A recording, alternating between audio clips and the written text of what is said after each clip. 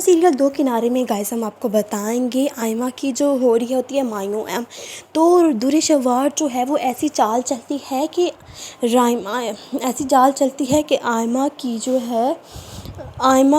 اس کی جوتے کی ہیل توڑ دیتی ہے، جس کی وجہ سے وہ سیڑھیوں سے گر جاتی ہے اور اس کے پاؤں پہ موچ آ جاتی ہے، اور وہ کہتی ہے کہ ہم لوگ نا شادی کی ڈیٹ آگے کر دیتے ہیں، اگر سب پکس میں یہ لنگڑی آئے گی تو لوگ کیا کہیں گے کہ لنگڑی دلہن ہے۔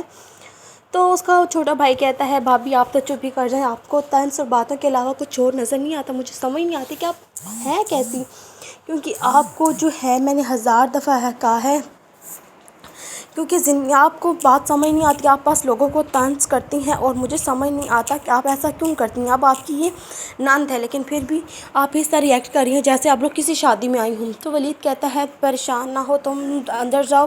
درِ شوار تم جا کے دیکھو دعا رو تو نہیں رہی۔ تو درِ شوار کہتی ہے آپ ہر بار مجھے ایسے ہی کہتے ہیں، دعا جو ہے وہ بالکل سو گئی ہے اور آپ اس کی ٹینشن مت لیں، اپنے چھوٹے بھائی کو سمجھائیں، کیوں یہ ہر بار مجھے کہتا ہے، کٹہرے میں کھڑا کر دیتا ہے کہ سارا قصور جو ہے بھابھی کا، یہ آپ کا چہیتا ہے، اسی لیے وہ کہتے ہیں اچھا ٹھیک ہے میں آپ کو اب کچھ نہیں کہوں گا، لیکن آپ کو بھی ایک بات ماننی ہوگی کیونکہ آپ جو ہیں مجھ سے فالتو بات نہیں کریں گی۔ تو درِ شوار کہتی ہے میں تمہارے منہ لگنا بھی نہیں چاہتی، تم جیسے اس کے ساتھ کون